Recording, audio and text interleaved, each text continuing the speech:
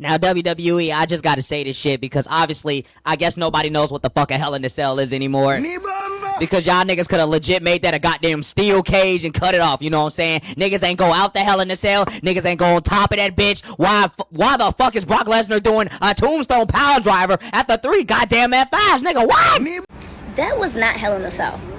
There was no blood. There was minimal weapons. That was a match in a cage. In a cage that they didn't need. Shout out Oba, still love you, but very lackluster.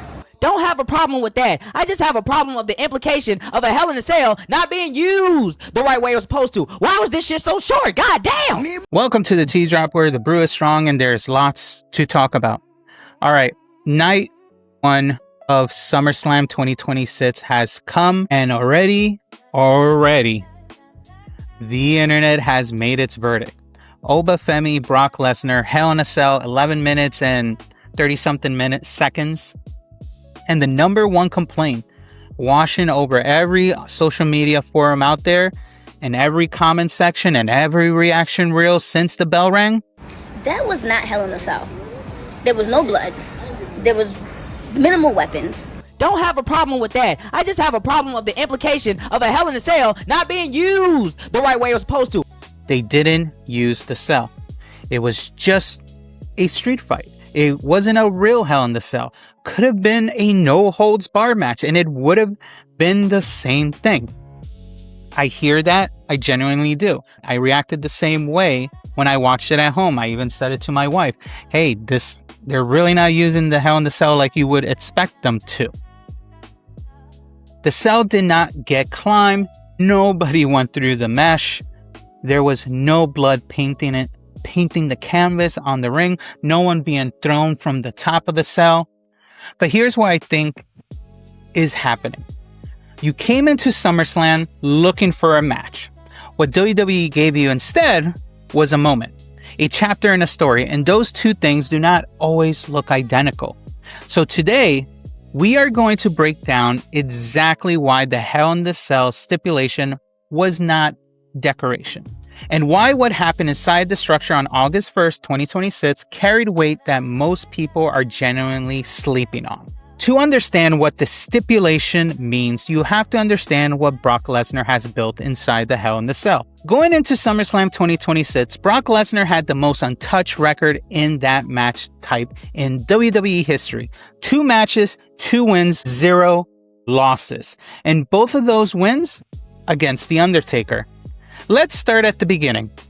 October 20th, 2002, WWE No Mercy, Brock Lesnar is barely 14 months into his main roster career. He is the WWE champion, and to defend that title, he steps inside Hell in a Cell against The Undertaker, a man who has already made that structure his personal property. Undertaker has been in that cell more than anyone at that point. He had been unbeatable inside it. And Brock Lesnar went in there as a 25-year-old man and beat him clean with an F5.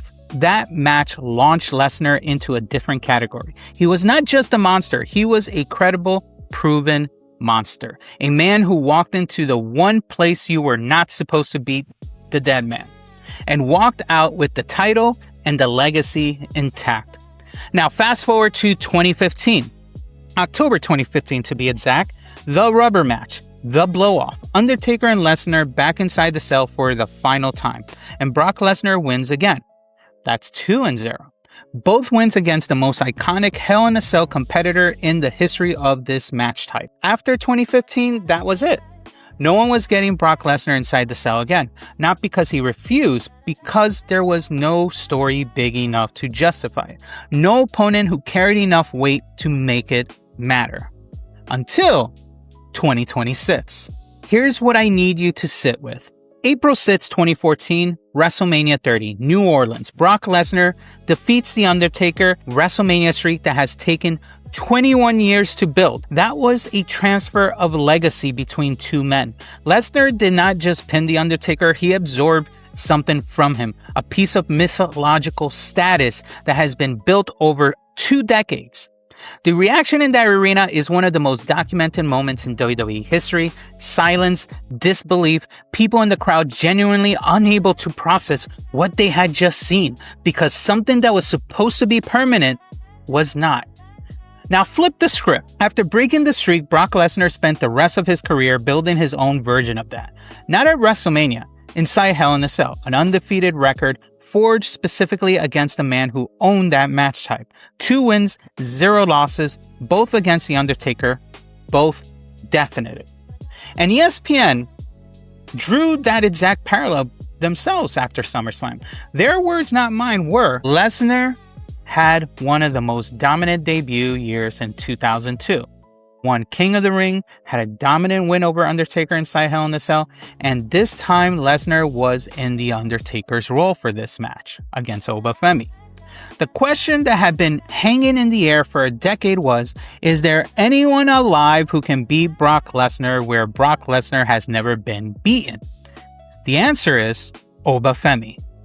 And to understand why Oba Femi was the right person to do it, you need the trilogy. Because this was not a random booking decision, it was a 3-chapter story in 2026. Chapter 1, WrestleMania 42, Night 2, Las Vegas, April 2026. Oba Femi destroys Brock Lesnar in under 5 minutes.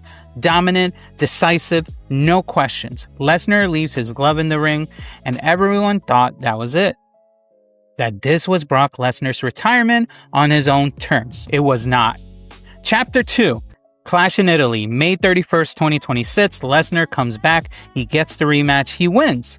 The series is tied 1-1 now, and now both men and everyone watching know there's a Chapter 3 getting to us. And here's the detail that tells you exactly how seriously Oba Femi was taking this. Between Clash in Italy and SummerSlam, Oba Femi won King of the Ring tournament. He had a championship title shot in his pockets and he passed it up. He chose the rubber match instead with Lesnar. Oba Femi chose legacy over opportunity. Now, let's talk about what actually happened in those 11 minutes and 30 so on seconds. Because the people saying this match had no storytelling are not watching the same footage. Brock Lesnar throws everything at Oba Femi inside the cell, German suplexes, power, everything the beast is known for. But Femi keeps getting up. And then Lesnar does something that changes the entire energy of that match. He rips up the mat, exposes the hardwood underneath, and then Brock Lesnar hits a tombstone piledriver. That is not just the signature move that he did. That is him making a statement written in storytelling. That is Brock Lesnar reaching directly into the Undertaker's arsenal. The move that defined the dead man's entire career. The move that Undertaker used to build his legacy inside that very cell. It is Lesnar saying, I took everything the Undertaker had, I carried it with me, and even that won't stop what I'm doing to you tonight. And Oba Femi kicked out. Let that land. A tombstone piledriver onto exposed hardwood, and Oba Femi kicked out. Lesnar reached for a chair, last resort. Femi punches it clean out of his hands, hits the fall from grace, 3 count. Now, if you came in climbing on top of the structure, being thrown into the structure, and blood on carnage like it's 1998, if you came wanting barbed wire and all that, I hear you.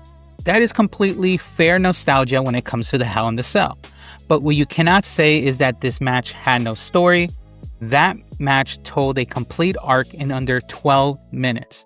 A veteran exhausting every weapon available to him, including ones borrowed from the man that he had beaten twice before against a rising force who absorbed everything and refused to fail. He beat him in a match that no one could beat him, and no one ever will at this point. This is the advantage Oba Femi gets now and grows his stock as the next unstoppable monster. But here's what sealed it for me and what happened after the match was over. Brock Lesnar, who did not have to do a single thing after losing, walked back into the ring. He was all the way up to the ramp and he walked back and publicly gave Oba Femi credit in front of the whole crowd in Minneapolis, his home state. At this point, when it comes to Oba and Lesnar, that record is closed. The chapter is done. Oba Femi is now the only active performer in WWE who can say they beat Brock Lesnar inside Hell in the Cell. Full stop forever. Think about what that does to Oba Femi's legacy going forward. Every time someone mentions Hell in a Cell, Lesnar's name comes up. Every time Lesnar's name comes up, in that context, Oba Femi's name goes up with it permanently. That is the same effect Lesnar breaking the WrestleMania streak had. The streak didn't need to be broken in a 5-star clinic. It needed to be definite. It needed to mean something beyond the match itself, and it did. Oba Femi breaking Lesnar's Hell in the Cell record works the same exact way. It is a piece of his identity now and a foundation that nobody can take back. And that is the reason why the match was a Hell in the Cell, even though it didn't do the full Hell in the Cell gimmicks that you would hope from it. Now look, you are completely allowed to wish the match hit harder. By all means, I agree. You are allowed to want more destruction, more use of the structure itself. That is not a wrong take. That is a preference, an opinion. And preferences are always valid in this channel. But what you cannot do is tell me the stipulation had no purpose, because the purpose was written in the match before the first bell rang. Brock Lesnar had to be beaten where Brock Lesnar had never been beaten at all. That is the whole point. The cell was not the match, the cell was the record, and Oba Femi cracked it.